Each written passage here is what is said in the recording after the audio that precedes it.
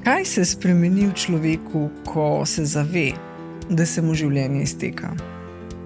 Večina nas živi, kot da je časa neskončno, ampak zavedanje, da imamo vsako minuto manj življenja pred sabo, lahko marsikaj spremeni za vsakogar med nami. Zato danes ne bo govora o hvaležnosti kot neki lepi misli ali objavi na družbenih omrežjih.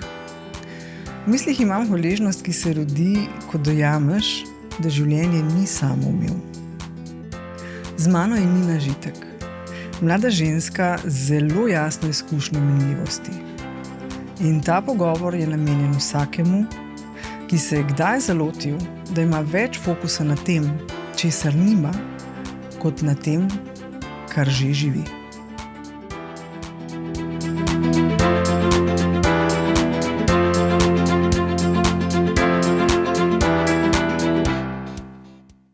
Nina, živjo. Živjo. Me veseli, da si tukaj z mano danes. Tudi mene, hvala za povabilo. In bova kar začela odkrito. Si bila od nekdaj hvaležna v življenju? Ne, oziroma se nisem morda te hvaležnosti tako zavedala, no? Kot se recimo zdaj po vsem tem, kar je pač pripeljala ta transplantacija za sabo. Okay. Se pravi, zbolela si zelo zgodaj. Stara si bila 6 let in kasneje se je tvoje zdravstveno stanje močno in hitro slabšalo. In kaj bi rekla, da so neki ključni trenutki, ki so te najbolj zaznamovali kot človeško bitje? Kaj se je pravzaprav dogajalo? Če nam najprej lahko poveš svojo zgodbo. Ja, vsekakor. Tako kot si rekla, pri 6 letih sem zbolela in potem je sicer bolezen dolgo časa stagnirala. Zdaj resnosti te bolezni se jaz takrat nisem zavedala. Ne? Šele potem, ko sem zaključila študijem, je bolezen začela napredovati. In takrat je prišlo to spoznanje, da se pa lahko zgodi to, da se moje življenje tudi zaključi. No. Sicer sem kar nekaj časa potrebovala za to spoznanje, kajti zdaj sem takrat zavračala transplantacijo. Bila sem prepričana, da se bo nekako že uredilo, pa vendar se ni. Ne. In brez transplantacije bi dejansko res umrla. Zdaj mogoče tisti moment, ko sem se zavedala, da pa je življenje minljivo in da lahko umrem, je bil, ko me je zdravnik poklical k sebi v ordinacijo in me vprašal, a ti veš, kje sem jaz bil? Sem rekla, ne vem. In jaz sem bil na pogrebu. Moj prijatelj je umrl, jetra zanj so prišla en dan prepozno. In takrat me je stisnilo, ker sem pomislila, to se pa lahko tudi meni zgodi. Ne? Bolezen je napredovala, in kar je kazalo, da pač prihaja do ciroze jeter in bo transplantacija edina možnost, da lahko preživim. Kaj se je spremenilo zate v tem trenutku, ali pa dajmo reči tako, kaj si prej verjela in kaj verjameš zdaj v življenju? Zdaj verjamem, rekla, v čarobnost trenutka, ki ga živimo. Mogoče tudi to, da zdaj res čutim, kaj pomeni tukaj in zdaj. Prej je bila zame to ena lepa fraza, ki je nisem zares čutila. Medtem ko zdaj, ko živim, se mi zdi to res...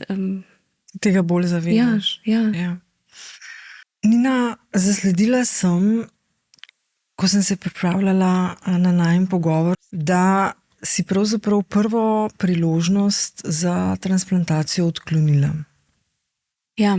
Kaj je bilo tisto, ki te je prestrašilo, če tako rečem?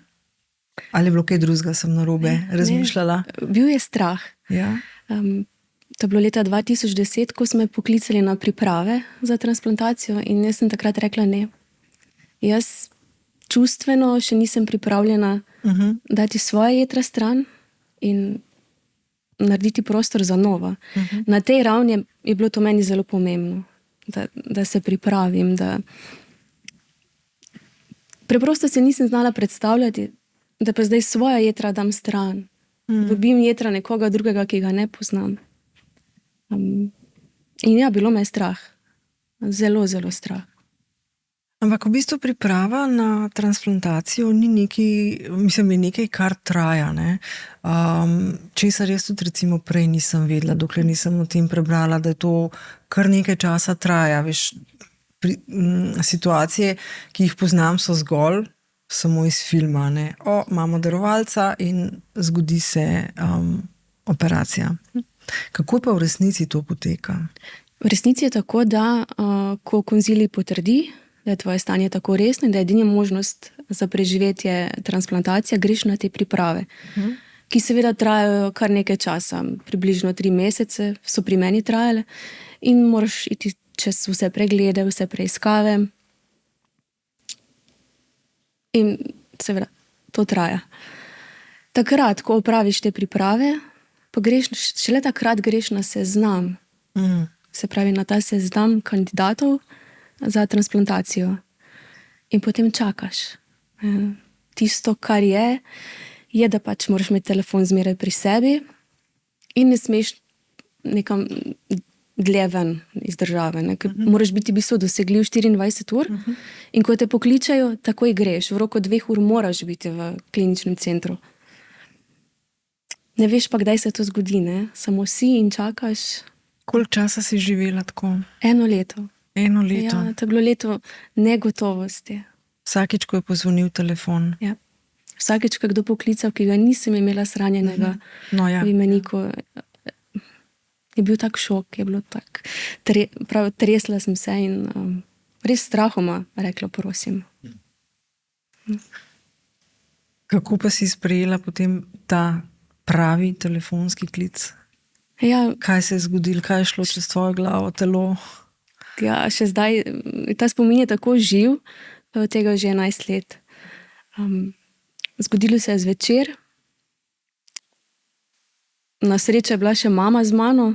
Takrat, ker jaz sem se čisto odklopila. Ko sem samo slišala to, a ste vi Nina Žitek, imamo jedra za vas, konec. Jaz sem začela jokati, ampak to mama je jokala od sreče. Jaz pa od strahu, od tega, zdaj pa gre za res. Zdaj bo šlo za res, moja jedra grejo stran. Zdaj, vse to naenkrat, a bom preživela, a je to sploh dobra odločitev. Vse. Vem samo, da sem mami rekla, mama, pojdi stran, zaprla vrata in nekaj minut sem se delala, da sploh nič ni. Ne. Potem sem poklicala nazaj, da so mi še enkrat vse razložili, kaj je potrebno, in sem šla. Ja. In takrat sem se na nek način prvič res poslovila od svojih jeter. Sem jim zahvalila, da smo zmogli preživeti skupaj tako dolgo. In da... Koliko si bila stara takrat? 26. Mlada. Ja. No, saj si tudi danes mlada. Hvala. Marsikdo ne ve, da pravzaprav transplantacija ni nujno, da bo uspela, da pravzaprav se lahko takoj zgodi zavrnitev. Torej si ti šla zelo, zelo zavestno v operacijo, v odločitev, da to narediš. Ja. Ker predtem je v bistvu bolezen res napredovala do te mere, da mi je postalo jasno, da ne bom preživela, če ne dobim novih jeter. Šla sem pa takrat to operacijsko sobo mirna. Naredila sem eno tako refleksijo pri sebi in se zahvalila, kar bo pa bo. Ker takrat res nimaš več nadzora, nimaš kontrole, takrat si prepuščen tam kirurgom, vsem ostalim. Pa bi rekla, se pravi, 1 leto si čakala, ne? Si se tudi s to vsebino poslavljanja na nek način ukvarjala že v tem letu čakanja, ali se je res, ali se je to tako zelo intenzivno dogajalo v tistih urah pred posegom? Takrat je bilo še bolj intenzivno, ampak s poslavljanjem oziroma z razmišljanjem o tem, da se lahko zgodi, da je to konec, sem se seveda ukvarjala tudi tekom tega leta, tega časa, ko sem čakala na ta klic. In za kar sem res zelo hvaležna, sem o tem lahko večkrat spregovorila tudi doma. Starimi starši, da sem imela ta prostor. Čeprav vem, da jim je moralo biti to zelo težko slišati, ampak ker je pomembno. Tudi to. Dajmo se pogovoriti o tem, če se pa transplantacija ne konča uspešno. Dajmo si povedati vse, kar je treba. Pogumno. Ja. To je moralo biti res težko, ne samo za tebe, torej pač tudi za vse tvoje najbližje. Kako se pa danes razumete? Odlično. Odlično, si še vedno poveste vse. Ja, je še prostor za to. Se mi zdi, da vsi negujemo ta prostor. Zdaj, v začetku sem omenjala hvaležnost, ne? In zato sem te vprašala, kako si se včasih zavedala, pa kako se jo zdaj zavedaš. A mi lahko mogoče opišeš, kako si včasih dojemala, vedela si, pač sem bolana, potrebna bo res velika sprememba, potrebna bo transplantacija. Ampak tako kot jaz vem, staram se, marsikaj se bo zgodilo, se ne zavedam zares do trenutka, ko se nekaj zgodi in potem začnem drugače razmišljati. Ne? Kaj je bil tisti trenutek, ko si ti zaznala pri sebi, zdaj pa res drugače čutim neko hvaležnost do življenja, do tega, da sem tukaj. Mislim, sigurno je bila sama operacija oziroma transplantacija, ampak daj si ti tako pri sebi navznoter zaznala, da imaš drugačen odnos z življenjem. A veš, jaz bi kar rekla takrat, ko sem odprla oči, ker sem po transplantaciji dobila še pljučnico in sem bila 1 teden še intubirana. Ampak ko sem odprla oči in ker nisem mogla govoriti, sem pokazala samo na jetra in so rekli, v redu je. Vse je šlo, super, vse je v redu. Jaz sem takrat čutila takšno hvaležnost, ki je ne znam opisati, ampak to je bil tisti klik. To je to. To so zdaj moja jetra in to je zdaj priložnost za novo življenje. Tisto, kar sem se recimo prej bala, je bilo ravno to, kako bom jaz na neki čustveni ravni sprejela tuja jetra. Ampak v tistem trenutku je bilo to je moje in to je moje življenje zdaj. To je taka hvaležnost in hkrati res neka brezpogojna ljubezen do sebe in nenazadnje tudi do tistega, čigar jetra imam. Ne poznam imena, ne priimka, ampak sem samo hvaležna. Zanj in zase. Velikokrat pač na različnih družbenih medijih zasledimo objave tipa, koliko sem hvaležna, #hvaležnost in ne vem kaj še vse, ampak se ne želim delati krivice nikomur, ampak pogosto je to res bolj tisto površinsko navidezno, ne. Verjamem, da si to hvaležnost poznala prej tudi ti, ampak zdaj jo verjetno čutiš drugače, jo čutiš v telesu in to je tisto, kar me zanima. A zdaj še prepoznaš to, da si hvaležna, dajva reči to v navednicah, zato ker se tako spodobi oziroma je prav, ali pa če ta hvaležnost del tvojega vsakdana zdaj? Ne, je kar del mojega vsakdana. Ja, veš, tudi pogosto si vzamem čas, sploh večer, in ker tako pobožam svoje jetra. Ker sem hvaležna, da smo. In pač ni to samo ena lepa beseda. Ne? Tako kot recimo, ko mi kdo zaželi pač zdravja. Meni to zdaj čisto drugače pomeni kot prej. Prej mi je bila ena lepa fraza. In velikokrat ne, si drugemu želimo zdravja, ampak se včasih vprašam, a sploh vemo, kaj to pomeni. To res ni samo beseda. Je toliko več. Ja. Več sprašujem zato, ker vsak od nas je že doživel v življenju nek trenutek, ko si tako in se takrat zaveš nečesa in si hvaležen. Ampak to nas običajno, nažalost, ne drži prav dolg. Se pravi, še nismo začutili tega pravega občutka hvaležnosti, ki ostane s tabo in z njo živiš. Ja.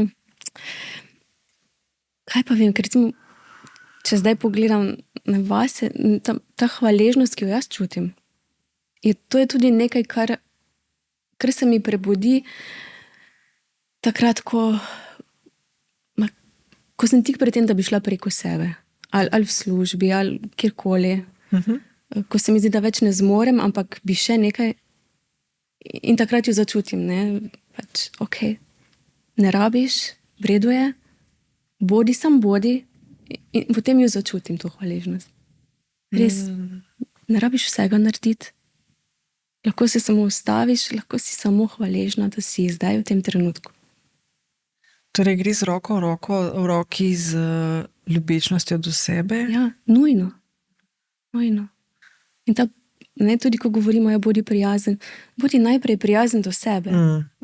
Ta je lepa. To ni samoumevno. Ta je res lepa. Ampak res smo ljudje tako narejeni, da ves čas imamo fokus na tem, česar nimamo. Ne? Ja. Kaj ti misliš, zakaj tako živimo? Da imamo fokus na tem, česar nimamo, da ne znamo videti vseh nekih majhnih trenutkov. Ja. Včasih se mi zdi, da smo res preokupirani z vsem, kar se dogaja, tudi z nekimi obveznostmi, ki jih imamo. In se preprosto ne zmoremo ustaviti. Po drugi strani se pa zna zgoditi, da takrat, ko smo pa brez teh obveznosti, brez tega cirkusa vsakodnevnega, je pa nevarno. Ker če sem pa sam, pa ne znam, kaj bi sam s sabo počel.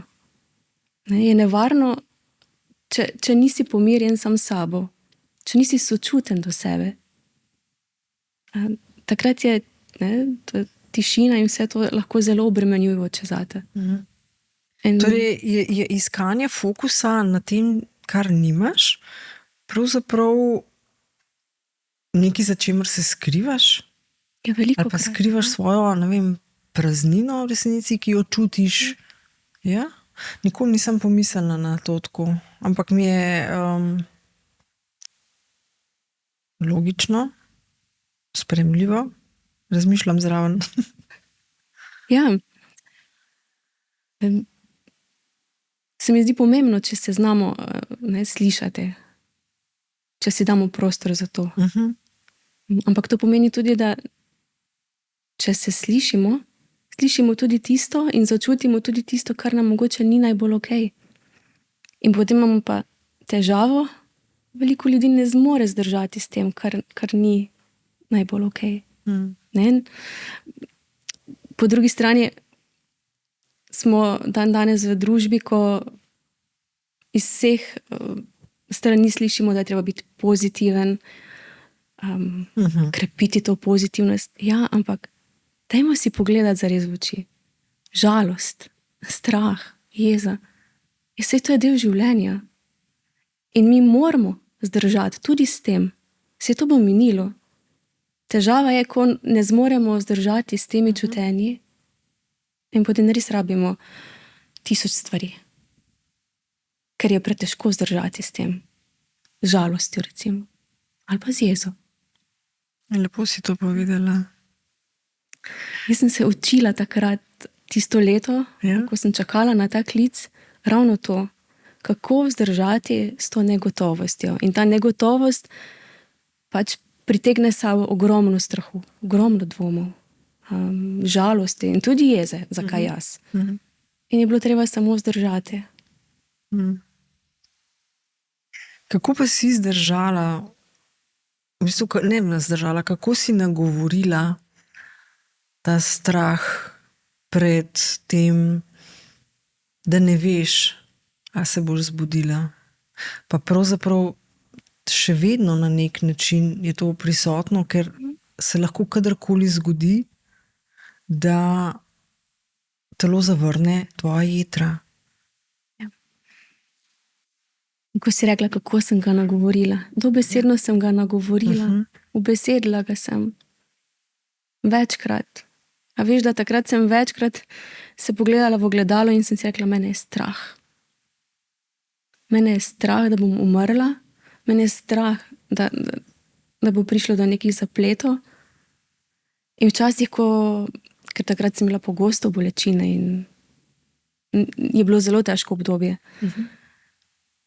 sem pri sebi kdaj pa kdaj na glas rekla, kaj pa če bo tudi pri meni, kaj pa če bodo res jetra prišla prepozno. In sem ga ubesedila in sem zdržala takrat. Si dobila odgovor? Mislim, je prišel odgovor iz tebe, ko si tako direktno v bistvu nagovorila strah? Ne, ampak samo strah je bil manjši. Na nek način sem mu dala prostor. Da lahko sobiva s tabo. Ja, ker verjamem, da bi bilo zelo težko zame, če bi rekla, ne, mene pa ni strah. Jaz sem pa v redu, mene ni strah. Nisem v redu, strah me je. So bili dnevi, ko sem bila jezna. Jezna na vse druge, ki so zdravi, jaz pa ne. So bili dnevi, ko sem bila strašansko žalostna. Zakaj se to meni dogaja? Ampak vsakič, ko sem vsa ta čutenja ubesedila, jih dala ven, mi je bilo lažje. Sem si rekla, ok, tukaj smo, gremo do konca. Na nekaj lahko vplivam, na nekaj ne. Pač gremo. In velikokrat je bila tišina. Ja. Utihnila sem, ker sem se postavila pred ogledalo v mislih in povedala, česa vsega me je strah. Zato sem te tudi vprašala, ali je prišel odgovor iz tebe, tako kot včasih pride, ne vem, v meditaciji, kar neko spoznanje, ali je v bistvu strah začel sobivati s tabo in nima več take moči nad tabo. To, ja. Na nek način, če bi ta strah spregovoril, bi verjetno dejal, hvala, da si mi dala prostor, gremo dalje. Enako je z jezo, enako je žalostjo. So kakšne stvari, dogodki oziroma dejanja, ljudje, karkoli, ki je ostalo za tabo, ko si v bistvu po tej izkušnji spoznala, da sploh ni pomembno? Ja. Ja? Ja. Po tej izkušnji, bom rekla, je kar nekaj ljudi ostalo za mano. Je bilo kot nekakšno sito, ne? Ko ostanejo samo res tisti, ki so s tabo, ki si, bom na nek način rekla, zaslužijo, da so s tabo in si z njimi. Ja. Odnose gradimo, odnose so tako živi. In to obdobje, tudi ko sem čakala na transplantacijo in potem po, je bilo res takšno, sploh po transplantaciji, prelomno. Ko spoznaš, kdo so tisti, ki si jih želiš ob sebi. In tudi to, da ne rabiš ogromno ljudi imeti okrog sebe. In da so važni, pomembni, samo ti pristni, iskreni odnosi. In to je tisto, kar je vredno, da se neguje. Da ne trošiš energije na napačnih koncih. Ja. Kaj pa recimo, veš, ljudje dostikrat naredimo nekaj zato, da ugajamo, Zato, da imamo mir, zato, da 3 pikce vsak bo našel zase nekaj. Si živela prej tako, oziroma si delovala prej tako? Če zdaj pogledam, za nazaj bi rekla, veliko krat, ja. Ja? Ne? Ali pa ne bom še to naredila, bom ono. In se nisem slišala. Zdaj pa ne. Sploh je to, ko si rekla, da ugajaš komu. A najpomembnejše je, da ti ugajaš sam sebi. Da ti je fajn, ne? Da si rečeš, to sem jaz. Všeč sem si. Da počneš stvari, ki so tebi všeč. Ne samo zato, ker je tam nekomu všeč in bi si mogoče kakšne plus točke pridobil s tem, da nekaj narediš, pa te ni. Ja, velikokrat imamo težave s postavljanjem mej ravno zato, ker želimo ugajati, ker ne želimo razočarati. Ja. In ja, ker potrebujemo ogromno ljudi okrog sebe, ker nam to da vrednost. V resnici temu ni tako, ne. Tista peščica ljudi, tam ti ni potrebno ugajati. Ker te sprejmejo takega, kot si, in ti sprejmeš njih. In to je vrednost, ki si jo poklanjamo.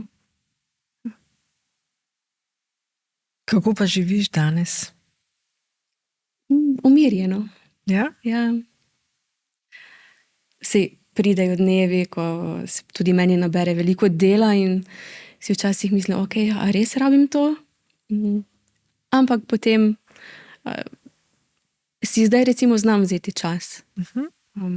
Tudi kdaj pa kdaj rečem, to bo pa treba počakati, zdaj ne zmorem. Ne? Tako da ja, umirjeno bi rekla. Kaj to pomeni umirjeno? To, da se bolj čutim, da znam reči, ne, ta vikend je pa moj in morda ne bom ničesar pametnega počela, ampak samo bom. Ker včasih namreč sem imela ravno ta občutek, sploh, da je treba vse izkoristiti. Da so vikendi za to, da greš ne vem kam, da počneš ne vem kaj. Zdaj pa vse bolj si znam vzeti čas za to, da rečem, ne, jaz rabim počitek, jaz rabim, da samo sem. Brez nekih obveznosti, izletov in tako naprej. Si pa tudi predsednica humanitarnega društva. Slovensko društvo Transplant. Tako. Si bila aktivna že prej? Ne. Ne? Ne. Mislim, glede na to, da si čakala, da si vedela. Ne? Kako je prišlo do tega? Takrat, ko sem čakala, sem sicer spoznala nekaj ljudi, ki so imeli že za sabo transplantacijo in mi je bilo takrat lažje. Potem po transplantaciji sem si rekla, ne, jaz sem čisto zdrava, jaz ne potrebujem ničesar, sploh nič ne želim imeti veze s kakimi ljudmi, ki so po transplantaciji, jaz sem čisto okej. No, 2 leti po tistem se je pač tudi diagnoza ponovila in potem sem začela razmišljati, kaj pa če, ne? Kaj če poiščem to društvo, ne? Da se malo pogovarjamo, da spoznam te ljudi, ne? Da dam priložnost, ker bila sem prepričana, da so to samo tisti, ki jamrajo o stranskih učinkih zdravil in tega jaz nočem poslušati. Pa seveda ni bilo tako, ne? To so čudoviti ljudje. In tako se je zgodilo, no? Sem šla na skupščino in potem naslednjo leto sem pa postala predsednica. Kaj je namen tega društva? Najprej bi jaz rekla podpora, ki si jo dajemo, ki si jo nudimo, tako tistim članom, ki so po transplantaciji, kot vsem tistim, ki so recimo v tem procesu priprav ali pa ko čakajo na ta klic, in prav tako njihovim svojcem. Tudi svojci, družina še kako potrebujejo to, bom rekla, psihosocialno podporo in pomoč. Ker tudi oni trpijo, se soočajo s vsemi temi čutenji, pa jim včasih ne znajo dati prostora. In ti strahovi, ki ki so močni, ki so veliki. Mi se tudi povezujemo z drugimi društvi, prav tako je taka naša pomembna naloga, če tako rečem, ozaveščanje o tem, kaj transplantacija sploh je. Potem ozaveščanje o darovanju, o tem, kako se lahko ljudje opredelijo, kaj to pomeni. Ker na tem področju so še kar miti in predsodki. Me sicer vedno znova preseneča, ampak so. In smo tukaj tudi zato, da razbijamo te predsodke. Kaj pa so neki najpogostejši miti oziroma predsodki, ki se dogajajo? Najpogostejše je ravno to, da če se bom vpisal oziroma opredelil za darovalca in v primeru, da se mi karkoli zgodi, bodo ta podatek zlorabili in me ne bodo reševali. In vedno znova poudarjamo, da je ta podatek zaklenjen v register in se ga odpre samo takrat, ko se vpiše ura možganske smrti. Ampak se mi zdi pomembno, da večkrat to povemo, no, da res pride do čim več ljudi. Ker se mi zdi, da je ta strah res nekaj, kar bi človek najprej pomislil, zakaj ne bi. Ja. Kaj so pa še kakšne druge napačne sodbe, no, v zvezi z odločanjem za darovanje organov? Ne vem, zdaj se mi zdi, tale mit, ne, to je res najpogostejši, drugače pa mogoče ima nekateri dvom v naše zdravstvo, čeprav je spet neupravičeno, ker to so res, mi smo tudi v Eurotransplantu, ne. Včasih slišimo, ja, imate čakalno listo, potem se lahko preskoči, ampak to je nekaj, kar ureja Eurotransplant, pa naša se pravi nacionalna transplantacijska mreža, Slovenija Transplant. In to je res zaupanje vredno. Jaz sem zelo, zelo ponosna, da imamo tak sistem. In hvaležna. Ker ko gremo ven iz Slovenije, vidimo, da pač ni samoumevno.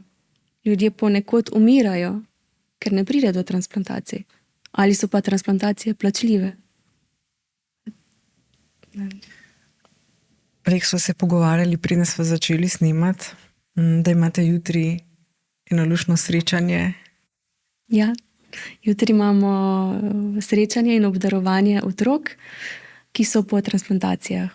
To je srečanje, se pravi otrok, njihovih staršev, pridejo tudi zdravniki. Tako da je res eno tako prijetno srečanje, ko vidiš te zlate sončke, ki nosijo tako pomembno zgodbo. In so tako zlati in srčni. Nina, si bila ti že prej pozitivka? Oziroma pozitivka v smislu, prej si omenila, ne, da nisi se želela v društvo včlaniti oziroma biti del društva, zato ker si se bala, da boš poslušala pritoževanje, dajmo reči, da ne. To mi je dalo misliti, da nisi človek, ki to potrebuje. To je res. Zase lahko rečem, ja, da sem bolj pozitivno naravnana. To, da nisem želela poslušati vsega tega, pa nekih govora o stranskih učinkih, zdravil in tako naprej. Mogoče je tukaj v ozadju bil tudi strah. Jaz sem zdaj okej, ampak me je pa strah, če se bo kaj zalomilo. Raje nočem slišati. Drugače pa ja, bolj pozitivno naravnana. Drugače, a veš, ne predstavljam si, da bi zmogla vse to, če ne bi bila pozitivno naravnana. Ne vem, če gre. Gre s težav. No, tako ja, s težavo. Ja. Kako pa si se soočila potem s ponovitvijo diagnoze? Spet sem si dovolila čutiti ta strah. Mislim, da sem takrat bila sigurno nekaj dni zelo žalostna, da se je zdaj to spet ponovilo. Ampak sem si rekla, v redu je. Če bo treba spet na transplantacijo, ja, bom šla, seveda. Zakaj? Ker želim živeti, ker je življenje lepo. In če to pomeni, da bom morala še enkrat skozi vse to, Ja, je strašljivo in zdaj, ko to govorim, prav čutim, kako me stiska, ampak če je pa tako lepo življenje. Boš izbrala življenje, tako, ja. Če pogledaš Nino danes in Nino pred leti, kje je največja razlika v tem, kako živiš? Največja razlika Ja. v tem, da sedaj lažje rečem ne, znam postaviti mejo. Znam reči, zdaj pa čas za Nino. Zdaj pa, dragi moji, ne bo šlo, zdaj je čas zame. To in da, ja, da najbolj to, no, največja razlika je ravno to, da si znam reči, zdaj pa res ustavi se, rabiš čas zase. Tako sem tudi 2 leti nazaj, oziroma 3 bo zdaj že, šla na španski Camino, ker sem začutila, zdaj pa je čas. Dajmo probati. Izkušnja? Super. Izkušnja je taka, da želim ponoviti. Ja. In naslednje leto, ko praznujem 40, sem si rekla, a bom sebe peljala spet na en daljši sprehod, pohod. To je bila taka izkušnja, da tistih 18 dni sem hodila vsak dan po 25 ali pa včasih po 30 kilometrov. In sem še bolj začutila to, kako zelo sem hvaležna. Ampak, veš, hvaležna za take čisto samoumevno, da hodim, da lahko hodim, da kaj pred transplantacijo. Takrat, ko sem čakala na ta klic, a veš, jaz sem prehodila 2 kilometra in sem bila zelo, zelo utrujena. Jaz sem šla takrat počivati. In potem si šla na Camino. In sem zmogla prehoditi 330 kilometrov. In to je ta hvaležnost, da lahko živiš življenje. Pa se ti zdi, da hvaležnost pride spontano ali je to nekaj, kar se da natrenirati? Dobro vprašanje. Ja, zato ker nas dnevno bombardirajo s tem, ne, daj treniraj hvaležnost, daj si zapisuj, zakaj vse si hvaležen. Ne. Jaz se sprašujem, a se to da natrenirati? Meni še ni ratalo. Ne vem. Takrat, ko sem šla na Camino, sem vzela beležko s sabo in sem za vsak dan zvečer napisala vsaj 3 stvari, za kar sem hvaležna ta dan. Kar je bilo takega, da sem temu dnevu, ne. Mi poveš, kaj recimo se je znašlo na temu seznamu? Na temu seznamu, ja, čisto od teh hvaležna sem, da sem danes prehodila 25 kilometrov, ker takrat meni še meniskus počil. Je bilo zelo boleče, ampak sem zmogla. Od tega, da ne vem, hvaležna sem, da mi je tam ena gospa podarila japonke. Recimo. Ali pa da je tam en gospod odprl vrata in mi je dal svežo vodo. Take stvari. Torej, za ta občutek hvaležnosti je treba odpreti oči in pogledati okoli sebe. Ja, velikokrat smo ne samo usmerjeni, to mora biti res nekaj velikega, da je vredno, da smo hvaležni. Ja, ne, ni. A veš, ko hodiš in si žejen, ja, si zelo hvaležen, če dobiš tam vodo. In to, velikokrat, če sem na tem Caminu, ko se mi je zdelo, da bom obupala, da me že tako boli, pa pride kak domačin mimo in ti nakloni tak prijazen pogled, pa eno toplo besedo in ti je lažje. In to so take res majhne stvari, ki bi morda kdo rekel, pa to res ni pomembno. Ja, pa je. Ja, pa je.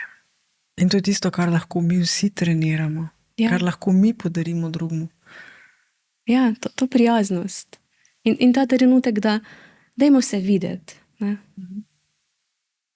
Samo to. A veš, da moram vprašati, kaj še se je znašlo na tem seznamu? Na tem seznamu. Ja, ker se mi zdi, da je to tak res trenutek, ko pokažeš, kaj vse običajno spregledamo. Ja. Ja. Se veš, ves čas, vsak dan takrat, ko sem hodila, je bila tudi ta hvaležnost. Jaz sem vsak dan pomislila na to, kako hvaležna sem, da živim, da imam nova jetra in se vsak dan na nek način zahvalila darovalcu. To je bilo vedno. Kar se pa tiče tega seznama, je pa bilo res tak. Hvaležna sem, da smo šli mimo kavarne, ki je bila odprta in smo lahko spila kavo. Tak, spet ena taka preprosta, ampak jaz sem bila zelo hvaležna. Ali pa sem šla naprej in se spomnim, da so bili eni Italijani, ki so me prehiteli in so videli, da šepam. So mi dali kremico, pa sem si mazala koleno. Vse to se je znašlo na tistem seznamu. Za kaj vse sem jaz hvaležna. Vsak dan posebej. Torej stvari, ki so samoumevne in hkrati niso samoumevne. Ne? Mislim, kako jih vidimo. Ja. Odvisno od situacije, v kateri si. Ja, in predvsem mi ostaja ta prijaznost, ki si jo lahko namenimo. Ker tudi, ko me je zelo bolelo, meni je res ogromno pomenilo to, da te nekdo vidi, da ti reče, vidim, da te boli, ampak saj zmoreš. Bo. In je šlo. In je bilo lažje. Pa potem, ko smo se v nekem mestu srečevali, eni pa isti, in ti pomaha in ti reče, bravo, si zmogla, super, se je pošlo. In ti je, In sama si šla na pot? Šla sem s prijateljico, ja. Je bilo res čarobno. Okay. Da ne bom rekla, kje, zdaj moram najti pravo besedo, ali bom pa krzinila na Netflixu, se pravi na ponudniku pretočnih vsebin. Evo, to sem iskala. Sem pred časom gledala film, ki je prikazoval zgodbo moškega, ki je prestal transplantacijo srca. In tisto, kar želim vprašati, je, zgodba je pokazala, kako je njegovo srce prepoznalo srce njegove nekdanje žene. Ja. Mislim, ta moški, ki je imel srce preminulega, ne, to srce je spoznalo ženo. Ne. Seveda se potem vprašam, koliko je zdaj bilo pač v scenariju, koliko se pa dejansko tega občutka lahko nekdo zave. Si začutila pri sebi kakšno spremembo, ki je mogoče nerazložljiva v primerjavi z Nino pred operacijo? A veš, jaz sem po transplantaciji, ko sem še bila v bolnici, meni je bilo tako všeč, meni so tatuji bili tako všeč. Jaz sem rekla, jaz bi imela pa tetovaže. Pa nikoli prej nisem sploh pomislila na to, niti nisem mi zdelo tako, Ampak takrat sem se zbudila in jaz bi to imela. Ok, si naredila to? Ne. Ne še. In gore, hribi. Prej nikoli. Niti mi ni bilo to mi je bilo tako, pa kdo hodi v hribe, ne? Torej dejansko se je prav želja rodila. Ja. Ni to nekaj, kar bi bilo povezano s tem, takrat niti nisem zmogla takih podvigov, ampak prav želja bila prisotna. Ja, ker takrat mene prej niti ni to veselilo, ni mi bilo to mi je bilo bolj mučenje, ko sem gledala. Ja. Roko dvigujem. Čeprav je čudovit, tam mir in vse to, ampak in takrat, ko sem prvič šla v hribe in je še zmeraj, ko pridem na nek vrh, Jaz imam solzne oči. Jaz sem takrat tako hvaležna. In jaz sem prepričana, da se pravi tisti, oziroma zdaj vem, da so moje jetra od ženske darovalke, se pravi, je morala zelo pogosto in rade hoditi v hribe. No? Ja. To je nekaj, kar sem podedovala. Okay. No, ok, se pravi, zgodba ni bila čist za lase privlečena. Ne, filmska, mislim. A veš, kaj se mi je zgodilo še takrat po transplantaciji? Jaz nisem vedela, odkot so moje jetra. Niti me to takrat ni niti zanimalo. Ni mi bilo pomembno. To je bilo pa čisto na začetku. In sem gledala en film, pa je bil v nemščini. Pa nisem jaz tako dobra v nemščini, niti približno ne. Okay. In meni se je zdelo, da se razumem. In se z mamo hecala, rekla, ja, to, ti imaš pa z Nemčije, veš? Rekla, ne, dvomim. No, in 3 leta nazaj sem vprašala, odkot so moje jetra. Okay. To je vprašanje, ki ga lahko naslovimo na Slovenija transplant in dobimo ta podatek. Moje jetra so z Nemčije. Oh. Ja. Ampak to je vse, kar veš. To je vse, kar vem. Pa da so od ženske darovalke. Ja.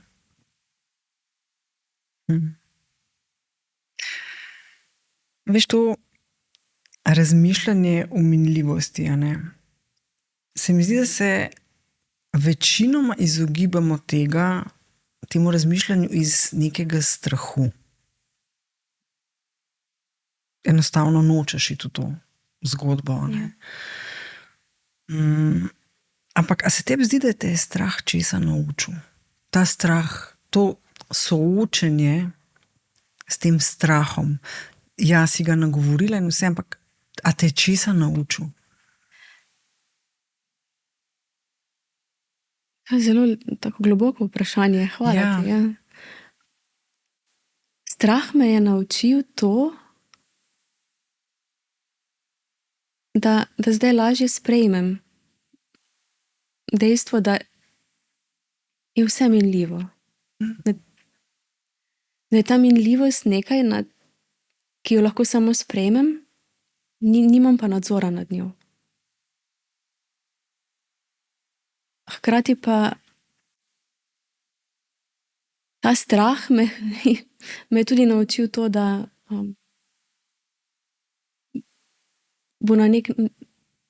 me je naučil to, da prej, ko sprejmem, da bo ta strah zmeraj prisoten, lažje bo meni v vsakodnevnem življenju. Ker tudi po transplantaciji zdaj bi lagala, če bi rekla, zdaj pa mene ni ničesar strah. Je me. Tako kot si že prej rekla, lahko pride do zavrnitve organa kadarkoli. In to je en strah, ki bo zmeraj prisoten. Ampak sva se nekako dogovorila, da je bolj v ozadju. Da ni tako glasen. Da ne vozi on, ampak samo odzad sedi. Ja. Da vsake toliko časa potrka, pa a lahko zdaj jaz? Ja. Kako pa upraviš z nekim nemirom, recimo? Podobno kot vsemi temi čutenji. Podobno kot strahom. Okay. Se pravi, dam mu prostor. Daš mu prostor. Ja. Ker se, veš, včasih pride do tega, ne vem, izvidi niso okej. In čutim, kako strah trka, zdaj sem pa jaz na vrsti. In ta nemir. In v tistem trenutku si res rečem, glej, pa se je čisto normalno, da me zdaj stiska, da me je strah, da sem nemirna. Če si vzamem čas, si vzamem tudi čas za to, da samo sem. Da čutim to in da se lahko tudi zjočem. Da imam dovoljenje, da si dam dovoljenje za to, da pač so trenutki, ko je ta nemir zelo prisoten. Pa tako kot pride, tudi odide. Ampak na meni je, da si dovolim to, da si dovolim čutiti to, ker v tistem trenutku pač ni zdaj samo veselje. Ne? Ja, je tudi strah. Torej, spet smo pri tem, da se vse začne s sprejemanjem sebe in z ljubeznijo do sebe, da postaneš ljubeč. Tako. In to ne gre, ne moreš sprejeti sebe, če sprejmeš samo te pozitivne Samo ene dele sebe, ne? Ne gre, to pomeni, da v resnici se ne sprejemaš. Ker kaj pa narediš takrat, ko se nekaj slabega zgodi? Ali dobiš neko novico, ki te pretrese? A si nadeneš na smeh in rečeš, ne, se sem v redu? In potlačiš? Ker to bo ostalo, to bo nekam šlo. Ne? Velikokrat rečemo, telo pomni. Ja? In prej, ko sva govorili, ko sem rekla, da zdaj se res trudim, da mi ne gredo ljudje na jedra, ker so moja jedra dragocena in ne dopuščam tega. In to bi lahko uporabili za čisto vse. Tako. Mislim, ja. z drugimi organi. Ja? Tako. Ne greš mi na srce. Ja, ker dejansko je to, kar rečemo, mi gre na jedra, tole ali pa ta. Ja.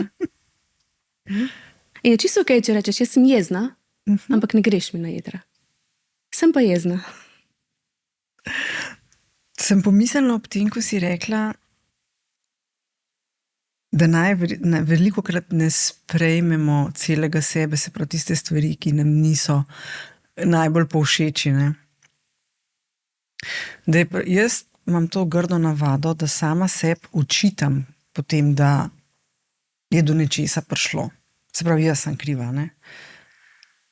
Torej, je to tudi eden od načinov, s katerim ne sprejemam. Lahko, morda bi bilo dobro, ja. Da ne, besedo jaz sem kriva, zamenjaš jaz sem odgovorna. Ta krivda je taka ubijalska. Zelo. Ja? Vsi smo odgovorni za nekaj. Nismo pa krivi. Smo pa odgovorni. Bom malo posedela s to mislijo. Odgovorno bom posedela.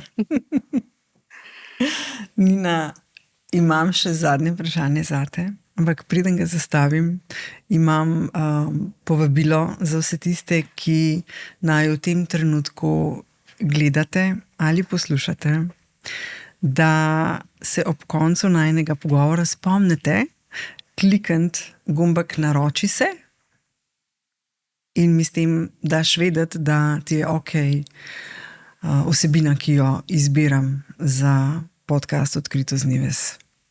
Hvala ti.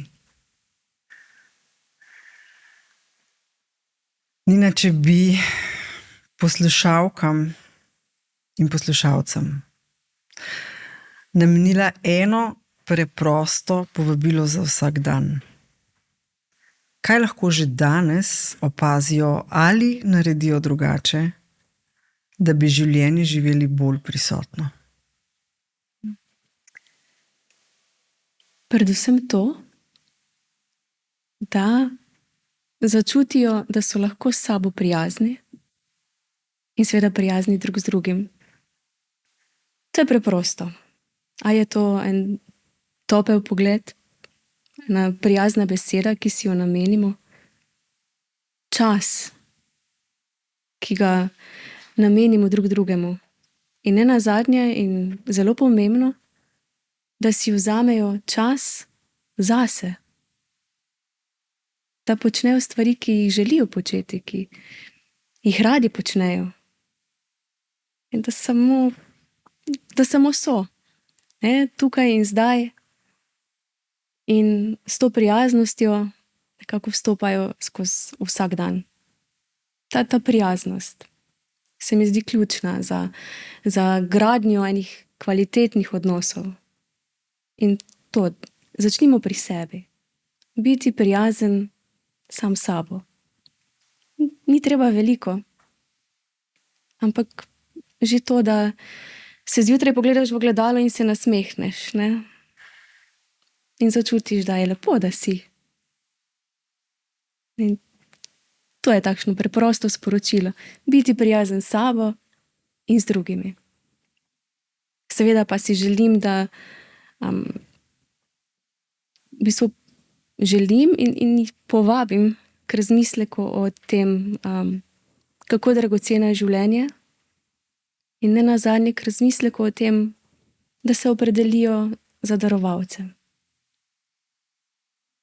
Nina, najlepša hvala za čudovit pogovor in prečudovito zaključno misel. Nives, najlepša hvala.